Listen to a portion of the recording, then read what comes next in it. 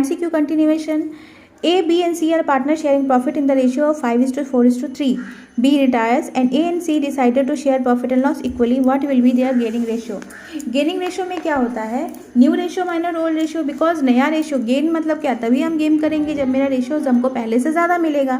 तो जब रिटायर हो जाते हैं तभी मेरा गेनिंग रेशियो आता है, क्योंकि पहले जो हिस्सा 3 लोगों में बढ़ता था वो 2 लोगों में बटेगा। तो गेनिंग रेशियो का फॉर्मूला क्या होता है, new ratio minus old ratio. तो इस केस में ए का ओल्ड रेशियो है हाफ, सॉरी ए का न्यू रेशियो है हाफ, बिकॉज हम न्यू लोग इक्वली शेयर कर रहे हैं तो इक्वली मीन्स हाफ, और ओल्ड रेशियो कितना था 5/12, एंड सी का न्यू रेशियो है हाफ माइनस 3/12। इसको सॉल्व करेंगे तो हम लोग का गेनिंग रेशियो आ रहा है 1:3।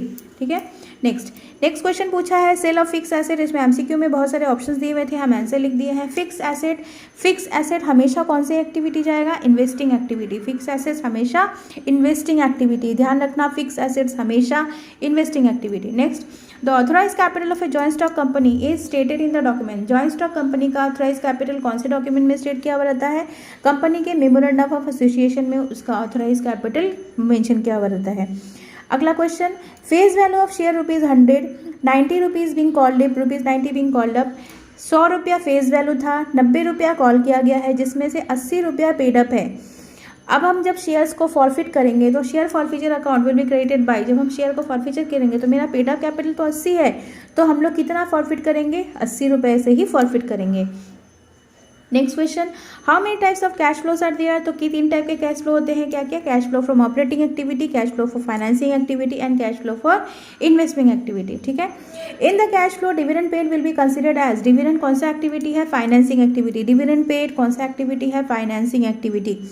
Under which standard AS accounting standard cash flow is prepare. तो याद रखना कैश फ्लो आता है AS3 के अंदर, कैश फ्लो आता है AS3 के अंदर।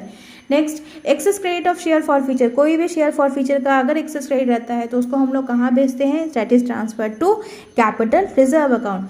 नेक्स्ट, शेयर एप्लीकेशन अकाउंट कौन सा अकाउंट है, पर्सनल अकाउंट है। Share application account personal account है।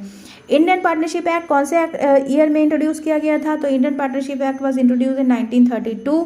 Next, what is called excess of actual profit over normal profit. तो नॉर्मल प्रॉफिट से जो मेरा एक्चुअल प्रॉफिट से अगर नॉर्मल प्रॉफिट ज़्यादा है, excess of actual profit over normal profit, मतलब एक्चुअल प्रॉफिट मेरा नॉर्मल प्रॉफिट से ज़्यादा है, तो उसको कौन सा प्रॉफिट हम लोग बोलते हैं, उसको हम लोग बोलते हैं सुपर प्रॉफिट। ओके।